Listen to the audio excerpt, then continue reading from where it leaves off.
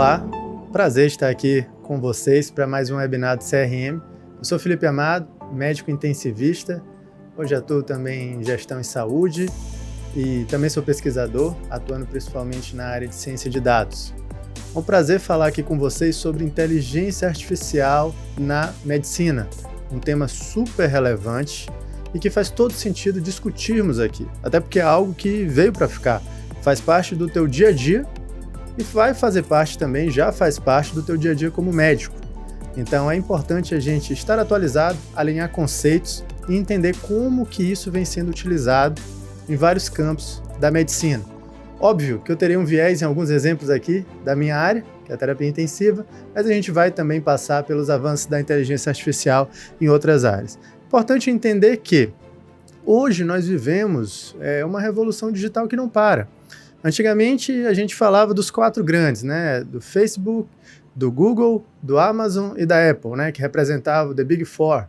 Mas hoje em dia a gente já traz outras modalidades de tecnologia, como o ChatGPT, que já virou algo da nossa realidade. Então, desde que o ChatGPT chegou, ele popularizou a inteligência artificial de uma forma que nos ajuda na produtividade, tem ajudado empresas e ajudado também a área médica. Então, a popularização da inteligência artificial, de modelos mais avançados que o ChatGPT trouxe para a gente, deixou isso cada vez mais na moda. E hoje em dia, todo mundo, quando fala em inteligência artificial, já associa ali ao ChatGPT. E o que é importante a gente entender? Eu até conversei com o ChatGPT antes de vir aqui para essa aula, e eu pedi que ele criasse uma imagem explorando a visão dele sobre a interface entre a inteligência artificial e a medicina nos tempos atuais. Ele criou essa imagem para mim. E ele colocou uma imagem onde eu tenho ali hologramas futurísticos, onde eu tenho assistentes virtuais de inteligência artificial, eu tenho braços robóticos. Eu falei, tá, me explica melhor o que você usou, quais foram os conceitos que você usou por trás dessa imagem. Veja, a partir de um comando meu, ele criou uma imagem e ele ainda me trouxe explicações bem detalhadas, onde ele coloca aqui para mim tudo o que ele pensou. Então, ele pensou em interface com dados médicos, algoritmos de inteligência artificial analisando esses dados médicos, robôs cirúrgicos, já é uma realidade, displays holográficos de modelos anatômicos em 3D, por exemplo, já pensando num planejamento cirúrgico e, claro, todo um cenário aí hospitalar futurista pensando em colaboração entre humanos e máquinas, hein? Então ele fala isso para mim lá no texto da devolutiva dele. Então veja, ele foi capaz de criar uma informação nova, ele foi capaz de me explicar essa informação nova. E isso é o que hoje a gente tem de mais popular, que é a inteligência artificial generativa, que é o que a gente vai olhar mais na frente. E olha só essa notícia bem recente. O primeiro hospital conduzido por inteligência artificial poderá atender pacientes humanos na China. A China desenvolve uma simulação de um hospital para treinar inteligências artificiais do tipo generativas com pacientes, médicos e enfermeiros virtuais. O projeto poderá atender humanos no futuro. Então ele foi desenvolvido numa universidade chinesa e foi criado um hospital virtual simulado. Qual é a ideia aqui? Foram criados médicos, enfermeiros e pacientes virtuais, tá? Que são baseados no que são chamados dos modelos de linguagem em larga escala. E eles têm capacidade de interação autônoma. Esses modelos médicos são capazes de atender 10 mil pacientes virtuais em 2 dias. Imagina você, médico, atender isso na nossa capacidade humana limitada. A gente jamais atenderia isso. A gente demoraria anos para atender 10 mil pacientes. Então, esse ambiente virtual que foi criado como um primeiro hospital simulado virtual lá na China, ele traz para a gente vários tipos de oportunidades, não só de testes de fluxos, treinamentos de estudantes que vão poder atender esses pacientes virtuais, assim como aprimoramentos de alguns algoritmos para a gente depois colocar, de repente, ali numa escala de teste em humano, que é uma preocupação. Pra vocês terem uma ideia, esse modelo médico, ele teve uma acurácia de 93% numa prova lá dos Estados Unidos de licença médica, que é o que ele chama aqui do dataset do Medic Way. Então, ele foi capaz de ter um alto poder de assertividade nesse teste de licença médica americana, mostrando que é um modelo médico capacitado para ter uma interação autônoma e resolver, pelo menos aí em teoria, grandes questões clínicas que esses pacientes virtuais possam apresentar. Então, isso aqui é um avanço, isso aqui é algo muito importante do que a inteligência artificial pode fazer para a medicina. Não só em treinamento e pesquisa, mas também daqui a pouco prestando serviço também para os humanos. Agora, o que é inteligência artificial? É difícil definir de forma robusta, é difícil encontrar apenas uma definição. Algo que a gente pode colocar aqui para um viés bem prático é que são todos aqueles métodos através dos quais as máquinas podem tomar as melhores decisões. E dentro da inteligência artificial, dois espectros que são estudados, que são chamados braços da inteligência artificial, é o aprendizado por máquina, que é o Machine Learning, e o Deep Learning. O Deep Learning é o que é utilizado, por exemplo, no ChatGPT, que já simula redes neurais. Não só apenas modelos estatísticos complexos e algoritmos computacionais. Não só isso. Ele é um pouco maior, ele é um pouco mais refinado e tem o que eles chamam de redes neurais. Então isso aqui é só para a gente entender essas nomenclaturas que toda hora aparecem. Então, quando eu falo sobre Machine Learning, quando eu falo sobre Deep Learning, eu estou falando de braço da inteligência artificial. Ponto. O meu objetivo aqui não é esmiuçar isso aqui tecnicamente, mas sim ter o mínimo desse entendimento para a gente partir para as aplicações práticas. E tem um termo que você já ouviu falar até mesmo aqui durante esse webinar, que foi a inteligência artificial generativa. Que o grande exemplo é o ChatGPT. A inteligência artificial generativa, diferente da não generativa, ela pode aprender identificando padrões e agrupamentos dentro do conjunto de dados, mas ela pode criar o quê? Informações novas. Então ela gera informações novas a partir desse conjunto de dados. E ela pode criar imagem, como você já viu aqui. Ela criou uma imagem para a gente, ainda me explicou. Então ela gerou uma informação nova a partir de um input que eu trouxe a ela. Isso é inteligência artificial generativa. E aí tem vários exemplos, não só o ChatGPT, estou trazendo aqui porque é um dos mais populares, mas aí tem a inteligência artificial do Google, vai ter a inteligência artificial própria dos sistemas da Microsoft. Então a gente tem vários tipos de inteligência artificial generativa que estão hoje no mercado e que a gente consegue usar aqui a nível comercial. Então eu consigo baixar no meu celular, comprar e eu mesmo já posso utilizar.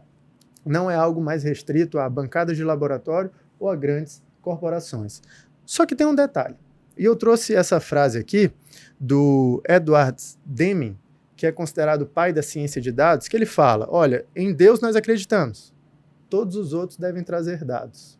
Isso aqui é um ponto importante porque toda vez que a gente fala em tecnologia, inteligência artificial, machine learning, big data, deep learning, inteligência artificial generativa, que seja, tudo isso parte de um pressuposto, parte da análise de dados. E os dados são itens extremamente valiosos. Pra vocês terem uma ideia, nos últimos 2 anos foram produzidos 90% de todos os dados disponíveis no mundo. É muita coisa. De um tempo para cá. Isso foi a consultoria Gartner que trouxe para a gente. E a era digital está aí para isso. Então você tem a tecnologia 5G tornando possível o acesso à internet em qualquer lugar do mundo, bom, você consegue trafegar um alto número de dados, você tem sensores inteligentes, você tem a própria inteligência artificial, a internet das coisas, então os dados estão cada vez mais sendo acumulados e subindo aí para a nuvem. E os dados, eles são um ativo valioso para uma empresa. Então, há quem diga que os dados são a nova droga do século XXI, no sentido de terapêutica, porque pode estar escondendo padrões que vão nos ajudar nos tratamentos clínicos de vários pacientes, encurtando caminhos, como a gente vai ver, e principalmente reduzindo até o orçamento para descobrir novas terapias. Um ponto importante é que na medicina, às vezes a gente olha o dado dessa forma, né?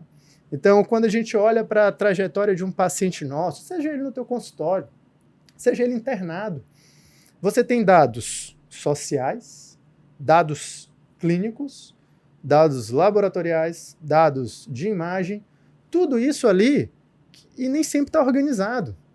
Então, na parte clínica, ter uma boa organização de dados nas unidades hospitalares é fundamental, porque aquilo dali é um ativo valioso para eu usar a favor do meu paciente, quando, por exemplo, eu posso acessar um banco de dados de uma operadora de saúde e entender quais são os pacientes que declararam que são tabagistas e, de repente, convocá-los para um programa de saúde preventiva naquele nicho, impedindo e melhorando ali prevenindo um agravo maior se eu consigo conscientizá-lo?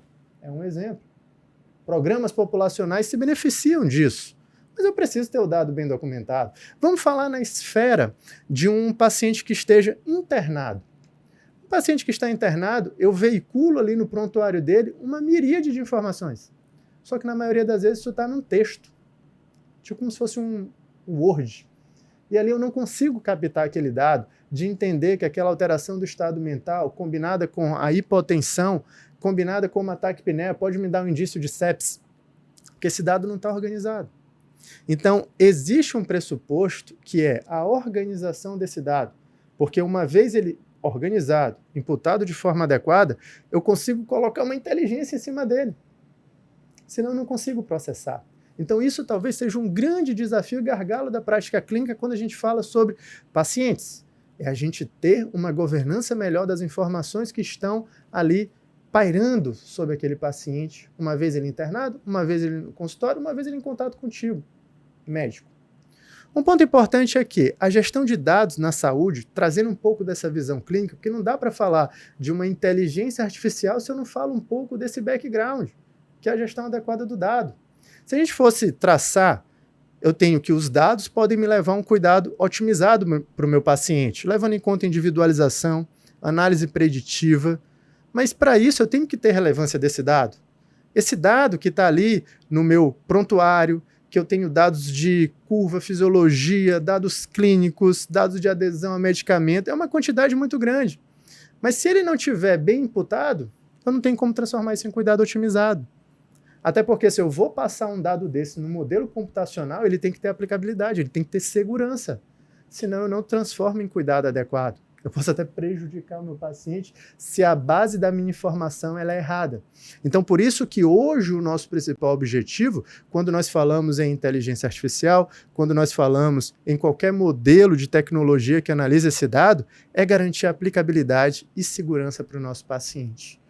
Mas eu não posso estar errando lá na base. Por isso que a gestão de dados é importante hoje na medicina, porque para eu transformar em cuidado otimizado ela tem que ser segura. E como que eles podem ajudar? Poxa, ele pode ajudar desde o processo de decisão compartilhada, entendendo que para aquele perfil de paciente não adianta a gente, por exemplo, encaminhar para a UTI em um dado momento, porque ele talvez não tenha benefício de acordo com algum algoritmo e aliado ao meu conhecimento clínico, meu julgamento e decisão compartilhada com a família, a gente tomar uma decisão mais embasada. O meu tratamento ou evidência que acabou de sair é melhor de fato para esse paciente, então daqui a pouco a gente está criando os fenótipos digitais. Então, de acordo com a combinação de dados, daqui a pouco não, já estão por aí. De acordo com a combinação de dados, eu já consigo encontrar padrões na apresentação de vários pacientes que chegam, por exemplo, ao pronto-socorro, para dar mais atenção àquele paciente. São os mecanismos de triagem, que hoje, em sua maioria, são feitos pela mão humana, mas que em um dado momento podem ser feitos por um sistema aliado a uma supervisão humana, reduzir tempo de triagem e aumentar a precocidade da identificação de um paciente grave, por exemplo. E como que eu lido com todos esses dados clínicos, né? A gente tem que fazer a junção disso. Então, a ciência de dados precisa caminhar em conjunto com a parte clínica para que eu possa ter, de fato, isso. Otimização de prognósticos, auxiliar no processo de decisão compartilhada, entender se aquele tratamento é o melhor para o meu paciente também. Por exemplo, o nosso grupo de pesquisa ele já estatizou em algumas revistas que o uso dos dados no cenário de organização de UTIs ele é muito importante, principalmente em países ou cenários de poucos recursos. Imagina o tanto de dinheiro que a gente vai ter que empregar às vezes para ou contratar uma consultoria super cara de qualidade, ou até mesmo para fazer um trial randomizado, para testar uma intervenção para melhoria de qualidade. Se eu tenho organizado em registros de uma UTI, por exemplo, ou até um banco nacional de dados, eu consigo perceber padrões. Isso pode me ajudar a identificar lacunas, que vão me ajudar no processo contínuo de melhoria de qualidade, assim como podem me ajudar a identificar se intervenções estão contribuindo ou não. Então, eu identifico que meus pacientes, numa determinada UTI, eles têm um alto nível de infecção associada à ventilação mecânica, no caso da pneumonia associada à ventilação mecânica. E eu percebo que na minha corte histórica isso é um problema latente. e que a minha fuga de bundle tem sido por conta de um item específico, como o uso da clorexidina. Poxa, bem ali eu estou matando a charada para eu levar a uma melhoria de qualidade do meu paciente. Mas se eu não tenho isso registrado, se eu não tenho isso em dado, se eu não tenho isso organizado num banco de dados, eu não tenho como levar a melhoria para o meu paciente. Dali tudo vira suposições. Então, o uso de dados e registros de UTI, por exemplo, melhoram a qualidade do cuidado em cenários de pouco recurso, que é uma das formas que esse volume de dados pode nos entregar melhoria de cuidado a baixo custo, ou menor custo, digamos assim. E quando a gente fala de aplicações práticas, vamos olhar aqui na medicina intensiva. Como eu falei, vou trazer alguns exemplos da minha área, mas de outras áreas também.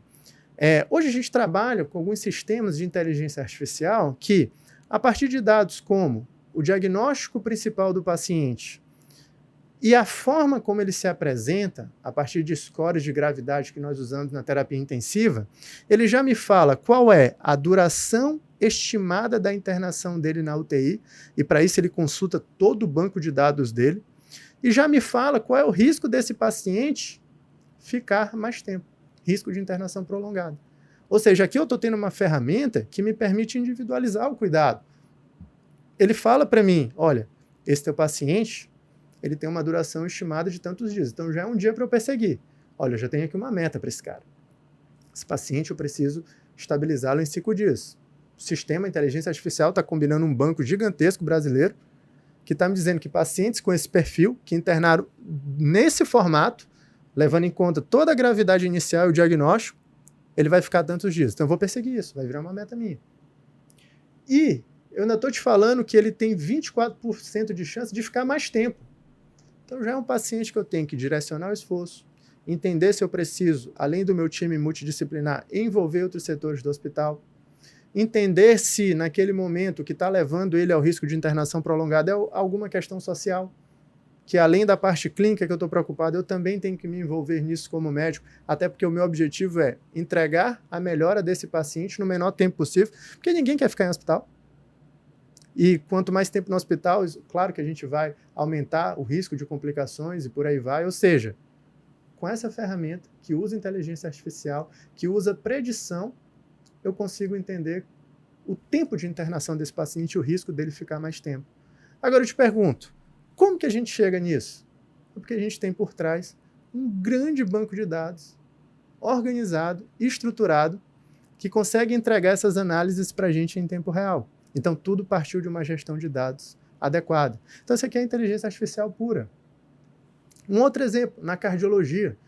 É até comum a gente olhar reportagens, né, que envolvem, por exemplo, os dispositivos, os smartwatches, detectando arritmias, já até avisando o sistema de urgência e emergência. Às vezes nem o paciente percebeu que ele teve aquele evento ou ele realmente colapsou e o próprio smartwatch já avisa. Então, essas notícias não param de chegar.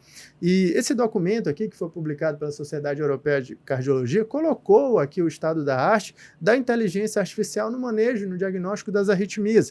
Então, hoje você percebe que a inteligência artificial nesse cuidado, ela avança não só no campo do eletrocardiograma, não só no campo da análise ali vinda do smartwatch, mas também nas imagens 3D da cardiologia. Então, os algoritmos estão cada vez mais capazes de transformar imagens ali da tua tomografia em reconstruções 3D muito interessantes, que vão ajudar, seja na estratificação para uma cirurgia, seja na identificação de problemas que levam, né, às arritmias. Então, o importante é entender que uma tecnologia, ou seja, a inteligência artificial, ela pode ampliar o horizonte das ferramentas que são utilizadas para diagnóstico, porque eletrocardiograma a gente não usa de hoje.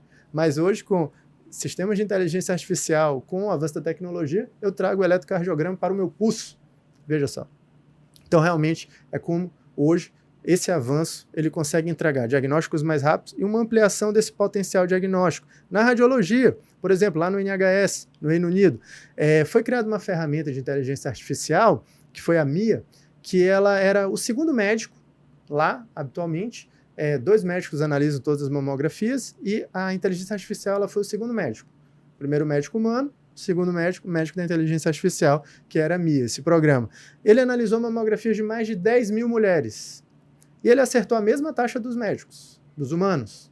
Só que em 11 mulheres, ele identificou alterações que eram relacionadas ao câncer de mama que os humanos não conseguiram identificar. Uma das pacientes, inclusive, foi para a cirurgia e teve um excelente resultado. Então, isso são dados avaliados de forma unilateral pela Universidade de Aberdeen, que conduziu a pesquisa. Ainda não fez uma revisão por pares, enfim. Mas o ponto é o quê? Que é uma sinalização que eu posso aumentar o poder humano, porque ela acertou a mesma taxa do humano e ainda identificou 11 casos que o humano não conseguiu identificar. Então, o ponto é, a inteligência artificial, ela precisa da supervisão humana. E ela tem esse poder de aumentar a nossa capacidade de visualização. Até porque isso, inclusive, tem conflitos éticos. Então, quer dizer que se eu coloco uma inteligência artificial para rodar, a culpa é dela, caso eu tenha uma falha de diagnóstico, caso eu tenha uma falha de tratamento, isso é algo que ainda está muito quente na discussão ética. No entanto, fica muito claro que nenhuma inteligência artificial dessa ainda pode ser aplicada, ou talvez nem seja, sem a supervisão humana, sem a responsabilidade direta humana. Até porque quando a gente fala de medicina, a gente está lidando com vida, né? Então não faz o menor sentido a gente expor os nossos pacientes sem a nossa supervisão e, claro, sempre de forma segura. Vou te dar um outro exemplo, por exemplo, para a predição de eventos. Foi feito um ensaio clínico randomizado que foi comparado na sepse, um algoritmo de machine learning e sistemas convencionais para identificação da sepse. O que aconteceu? Os pacientes que foram identificados pelo algoritmo de machine learning, que é uma técnica de inteligência artificial, eles promoveram a coleta de culturas e início de antibióticos quase 3 horas mais cedo. Isso é muito impactante. Apesar de ter sido um ensaio clínico randomizado pequeno, com 142 pacientes com sepsis, mas já mostrou para a gente o poder da detecção precoce para predizer aquele evento com uma maior acurácia, para que eu chegue mais cedo com o meu tratamento. Pô, isso é fantástico. Isso nos ajuda. Imagina, pronto-socorro lotado, como isso pode atuar a teu favor. Ou, por exemplo, a tomada de decisão. Ainda na sepsis, eu gosto muito desse artigo porque ele comparou um clínico da inteligência artificial e o médico. E o que ele percebeu? Que o clínico da inteligência artificial, ele tomou decisões que levaram a maior sobrevida desses pacientes, em comparação às decisões que já haviam sido tomadas pelos médicos. Isso aqui é uma análise retrospectiva. Então foi criado um algoritmo, esse algoritmo representou o clínico da inteligência artificial e ele foi exposto a todos esses pacientes que os clínicos humanos foram expostos. E as decisões dele levaram a uma maior sobrevida, diferente do que havia acontecido com os pacientes na vida real, digamos assim. E o ponto é o quê? Que pensando em sepsis, esse clínico da inteligência artificial, e aqui é um detalhe muito da especialidade, ele decidiu muito mais por droga vasoativa do que volume na ressuscitação desses pacientes. E a gente sabe que isso é um grande problema na sepsis, que às vezes os pacientes recebem mais volume do que devem e menos droga vasoativa do que deveriam. Então ele meio que raciocinou com base numa das principais dores, então tomou uma melhor decisão. Então óbvio que isso aqui a gente está falando num campo retrospectivo, mas já fica aí a importância da inteligência artificial no suporte à decisão clínica, não para substituir tua decisão, mas para te dar o suporte e falar, será que não é melhor por esse caminho? Estou analisando aqui várias variáveis e eu entendi que é melhor por esse caminho. E você entender se faz sentido ou não para o teu paciente. Os estudos estão mostrando que pode ser uma via interessante. O outro é a fenotipagem digital. Isso aqui é legal. É você encontrar padrão nos dados, algum tipo de padrão que te indique, olha, pode ser que esse paciente que se apresentou dessa forma, ele evolua para um estado de choque, por exemplo. Nesse estudo aqui, eles identificaram uma fenotipagem digital, uma combinação de dados que alertava. Esse paciente está no estado pré-choque. Ele vai entrar no choque, ele vai fazer hipotensão, corra com ele. Então isso aqui é legal porque você começa a entender assinaturas nos dados, que é o que a gente chamaria de biomarcadores digitais. Assim como você olhou um dia, por exemplo, a procalcitonina sendo um excelente biomarcador para infecção, ela é um excelente biomarcador laboratorial para infecção, daqui a pouco eu vou ter o biomarcador digital presente aí no meu computador, quando eu abro o meu prontuário e eu ativo ali um alerta de pré-choque nesse paciente. É um biomarcador digital. Inclusive, hoje em dia, na terapia intensiva, já existem ferramentas de monitorização hemodinâmica que avisam isso. Estão avisando, olha, esse paciente vai fazer hipotensão, é melhor você correr. Então, a fenotipagem digital com combinação de dados também está aí para encontrar padrões. E a inteligência artificial também já está revolucionando os tratamentos clínicos.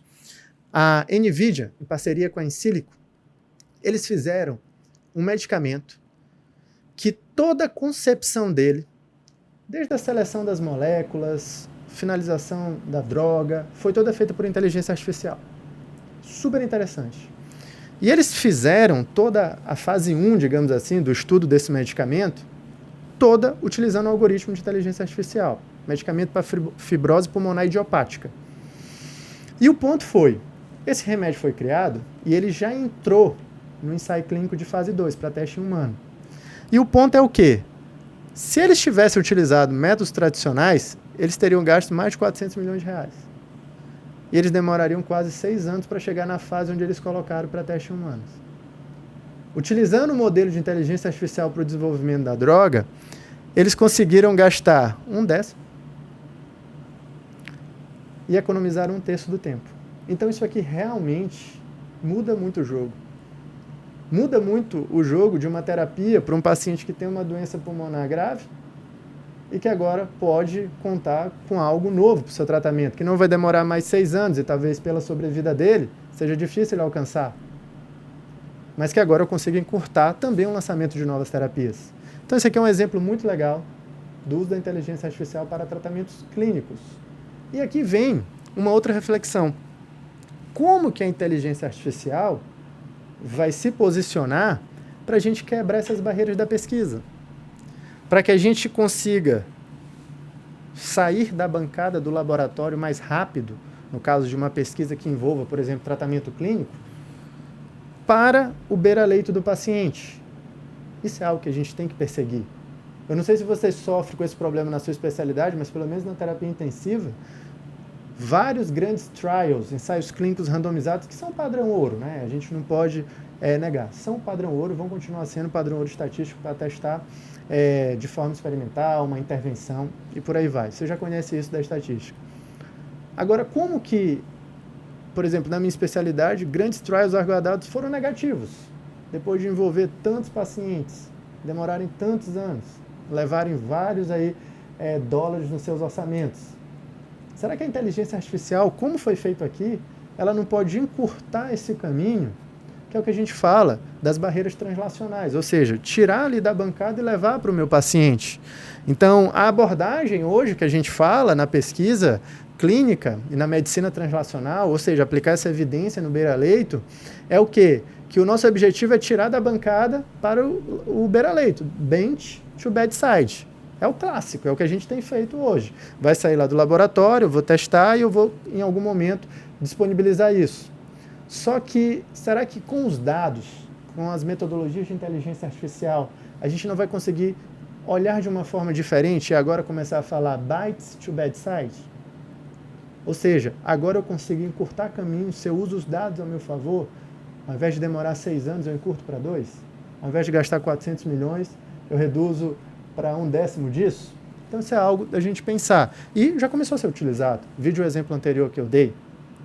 E já começou a ser utilizado também em outros tipos de pesquisa, não necessariamente envolvendo medicamentos, mas envolvendo grandes perguntas, análise de grandes bancos de dados para entender a criação de um novo score, para entender a criação de uma nova metodologia que me avise antes do evento, de fato, acontecer com aquele determinado paciente.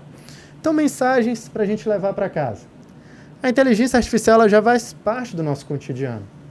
A evidência gerada até o momento sugere que nós podemos sim transformar a análise inteligente de dados em cuidado otimizado. Como que a gente vai tornar isso possível? Primeiro, nós temos que melhorar o acesso aos dados de rotina em tempo real. Isso é muito importante.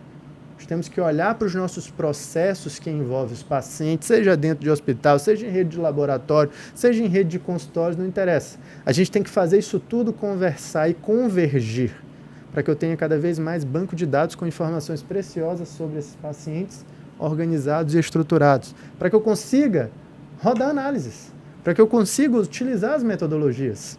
E, por exemplo, encontrar fenótipos digitais validados para vários problemas e usá-los a meu favor. E, claro, preciso de melhores modelos para gerar predições mais próximas ao paciente. E isso é um pouco do que a gente falou no começo. Se eu tenho dados de qualidade, eu consigo aplicar com algo que seja seguro e factível para o meu paciente. Não adianta ser só um modelo lindo, não adianta ter toda uma tecnologia envolvida se a base é ruim. Então, para que eu encontre modelos com predição adequada, eu tenho que ter uma boa base, eu tenho que ter um modelo bem apurado, eu tenho que ter também, querendo ou não, a validação da experiência humana. Até porque, quando a gente olha para essa foto, que eu também pedi para ser criada para a gente aqui, eu pedi uma foto que fosse marcada pelo conflito que existe. Inteligência artificial vai substituir o médico? Inteligência artificial, ela em algum momento pode nos substituir no cuidado ao paciente? E aqui a gente olha essa dicotomia, ela criou para mim.